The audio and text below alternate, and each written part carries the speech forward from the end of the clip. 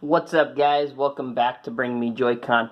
So today I just wanted to show you guys why you should hack your Nintendo Switch in 2020. If you have a version 2 Switch, the one that came in the red box, that is patched, you can't hack your Switch yet. But there are mod chips coming from Team Executor. They are currently in the testing phase. There was a couple hundred of them sent out to testers. Unfortunately, I did not feel like my soldering skills were up to par, and I didn't want them to waste their time and efforts with me. I definitely would have taken one if they didn't require soldering to install, but anyway, I have a version 1 Switch, and so I can use the SX Pro dongle and jig, and when you purchase from Team Executor the SX Pro dongle and jig, you can get it. You can buy it with the SX OS, which is what I'm currently running. It looks just like the Switch menu because basically it is a copy of the Switch menu.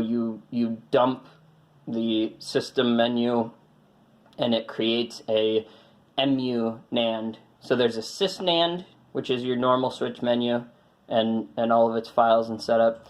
And then there's the emunand, and this is the emunand, and I like, because I enjoy the normal Switch menu, I think it's cool. So I like that they did that. Now, the difference is that when you go to the album folder, you get a special menu. I currently am running a hard drive plugged in. These are backups of my cartridges that I have. I do not condone piracy. That's not what I'm here for. But I do love playing my Switch. I love, I have 45 plus cartridges, so it's cool to run them on an external hard drive.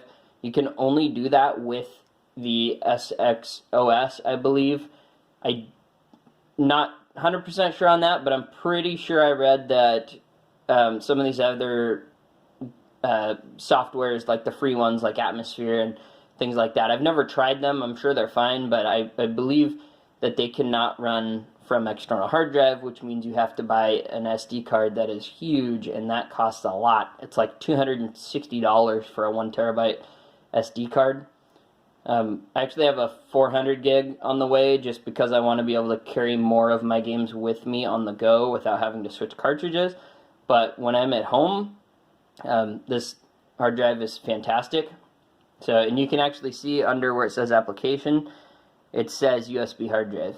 So any of these that say that are actually on my hard drive. I don't have a very big hard drive. It's only 120 gig, but it holds most of this. That one, Starlink, is on the SD card. You can see it changes from right under where it says application.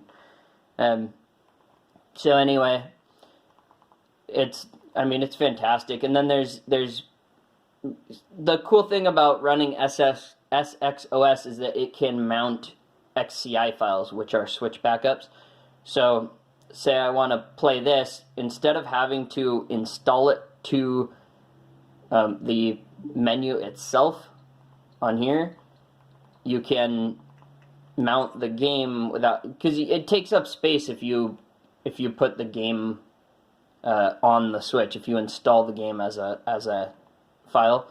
So I like just having them as XCI files. When you back up your cartridges, it will actually cut out some of that data that is unnecessary for playing the game.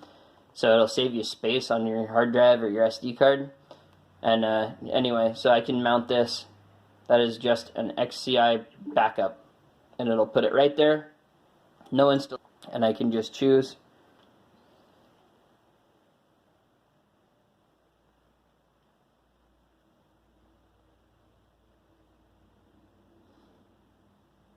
Now, like I said, guys, I don't get the wrong idea. I love homebrew and I love all that stuff. I am not here to show you guys how to pirate games. I own all these cartridges.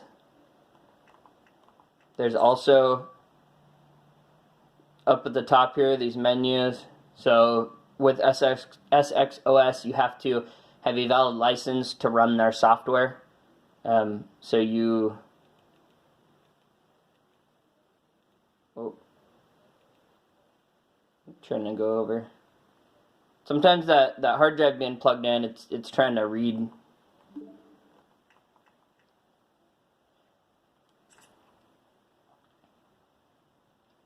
So you can run all your games from the SD card or from the hard drive.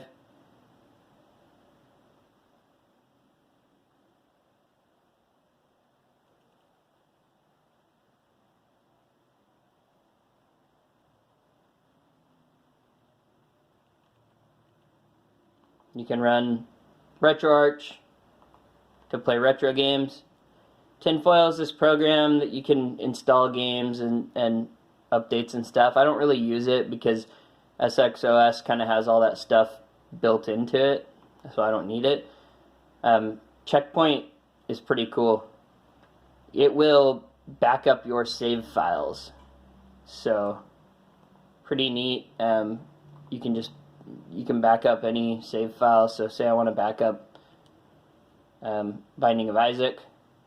Choose New, Progress Saved to Disk. Boom, there's my save file, and then you can restore it as well. Successfully restored. So, say you have a save file on a backup that you put on your computer of a save file. You can put it on your SD card, and then it will find it in here, and then you can restore it onto your Switch. And this thing's kind of cool. It tells you how long you've played stuff. I played Yooka-Laylee for 17 hours. Impossible Lair for 5 hours. I really want to play more Impossible Lair. But, yeah. There's no way that... Cuphead? Oh, okay, 4.5 hours. I thought it said 10 minutes. I was going to say, there's no way that's right. I'm not really a fan of DC Universe. It takes a lot of space on your Switch. So anyway, yeah. There's a lot of reasons to mod your Switch in 2020. The only downside being that you can't play online. Technically you can, but you will get banned pretty quickly. But the upside to SXOS with with Team Executor software is that you can actually hide your modded system side of your SD card. So say you go onto your normal Switch menu, the normal Nintendo one, as far as I can tell, they don't detect it, or they just choose not to ban you. I'm not sure what the deal is with that, but I've seen online in forums and stuff, a lot of people are playing online with their normal side, and it seems to work just fine. So that's pretty cool. I actually I put my Starlink game in, and I downloaded the updates for it through the normal Nintendo side of the menu, and it didn't seem to have any troubles, other than it's freaking huge, and my SD card isn't that big, so it kind of sucked, but yeah, anyway, that's it. And I'm on 2.9.3, you can see up in the corner. That's not current. 2.9.4 just came out, so I should probably update that. But I just wanted to kind of let you guys know, I'd been talking to a lot of people about this, and they all kind of wanted what are the benefits, what can it do? And I like that I paid money for Team Executor software instead of doing it the free way. I've modded plenty of consoles with free software, and they all work just fine, but this just, to me, feels a little more reliable, and it has a lot of features built in that those other softwares, you have to go out and find a separate app to do the same stuff. So thank you guys so much for watching. I'm going to update you guys when the mod chips are available. They are coming for the version 2 Switch and for the Switch Lite, so subscribe to the channel and be on the lookout for that, and have an amazing day.